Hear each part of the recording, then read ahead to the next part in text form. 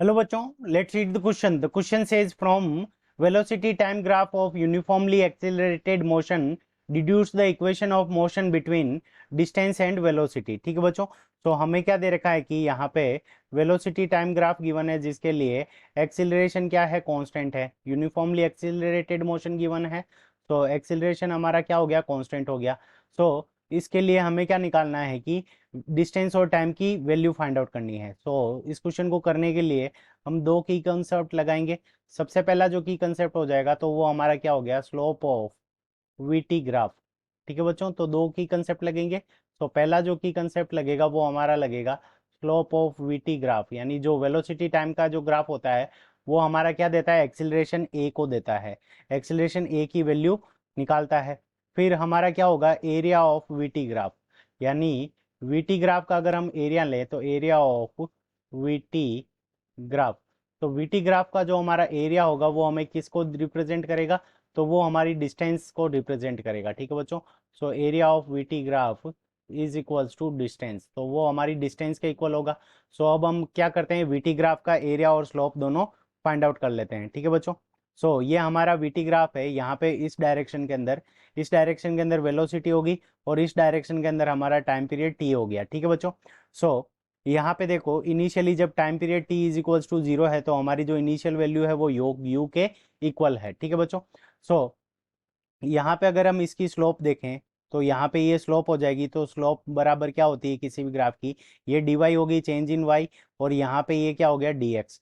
तो d y upon d x ये हमारी स्लोप होती है। So d y upon d x, और यहाँ पे ये y की तरफ हमारा क्या है, वेलोसिटी। तो डी वाई की इसको रिप्रेजेंट करेगा, तो small change in velocity upon small change in time. तो d v upon d t is equals to a. So यहाँ से हमारे पास में क्या आ जाएगा, d v is equals to a d t. और दोनों तरफ अगर हम इंटीग्रेशन कर दें तो यहाँ पे इंटीग्रेशन का साइन और यहाँ पे भी इंटीग्रेशन का साइन। तो यहाँ से हमारे पास में v is equals to a t, v is equals to a t plus c आ जाएगा। सी यहाँ पे क्या है, इंटीग्रेशन कांस्टेंट की वैल्यू निकालेंगे तो time t is equals to zero. तो उस कंडीशन के अंदर v की वैल्यू हमारे किसके इक्वल हो जाएगी, u के इक्वल हो जाएगी। तो यहाँ से हमारे पास में एक जो इक्वेशन आ जाएगी, v is equals to u plus a t या ए टी प्लस यू। तो यहाँ से हमारे पास में वेलोसिटी की वैल्यू आ गई। ठीक है बच्चों, एट एनी टाइम टी। तो और इसको हम क्या लिख सकते हैं, अगर इसको लिखें तो v minus u upon a is equals to t. तो यहाँ पे ये टाइम टी की वैल्यू आ गई और इसको हमने क्या दे दिया, इक्वेशन नंबर फर्स्ट। अब इसका अगर हम एरिया निकालें तो एरिया निकालेंगे तो हमारे पास में डिस्टेंस की वैल्यू आ जाएगी। तो एरिया के लिए यहाँ पे हमारे पास में ये एक ट्राइंगल हो गया ए बी सी, और नीचे हमारा क्या हो जाएगा, एक रेक्टेंगल सी डी और ई। और यहाँ पे हमारे पास में टाइम पीरियड ये कितना है, तो टी के इक्वल है ये वैल्यू। और ये वैल्यू जो हमारी है वो किसके इक्वल है, तो वो वी के इक्वल है। तो ये वाली पूरी वैल्यू हमारे पास में किसके इक्वल है, वी के इक्वल है। तो ये वाली वैल्यू हमारी किसके इक्वल हो जाएगी, नीचे वाली वैल्यू हमारी किसके इक्वल है, यू के इक्वल है, यहाँ से यहाँ तक। तो ऊपर वाली जो वैल्यू हो जाएगी वो ये वाली वैल्यू, ये वैल्यू हमारी क्या हो जाएगी, v माइनस यू के इक्वल हो जाएगी। और v माइनस यू की जो वैल्यू होगी वो यहाँ से इस इक्वेशन से हम क्या लिख सकते हैं, v minus u is equals to a t. ठीक है बच्चों, तो अब हम डिस्टेंस की वैल्यू निकालेंगे तो distance is s is equals to, so सबसे पहले area of triangle area of triangle a b c. तो area of triangle a b c plus area of, अब यहाँ पे हमारा नीचे क्या है, रेक्टेंगल है। तो ए सी डी ई, और रेक्टेंगल का जो एरिया होता है वो एल मल्टी बी होता है, और ट्राइंगल का जो एरिया होता है हमारा क्या होता है, हाफ बेस मल्टी हाइट। तो यहाँ से हाफ बेस की वैल्यू हमारे पास में कितनी हो जाएगी, सो बेस की वैल्यू हमारे पास में टाइम के इक्वल है, और यहाँ पे जो हाइट है वो वी माइनस यू के इक्वल है। तो यहाँ से आ जाएगा t multi v minus u plus यहाँ पे area of A C D E.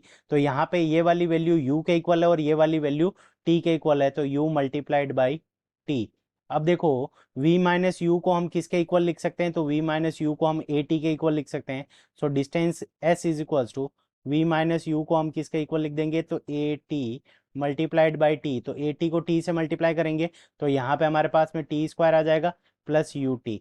तो यहाँ पे हमारे पास में डिस्टेंस और वेलोसिटी के बीच में ये इक्वेशन आई है, s is equals to half a t square plus u t, half a t square plus u t plus a t square, इसको हम ऐसे भी लिख सकते हैं। तो हमारे पास में ये डिस्टेंस की वैल्यू आ गई।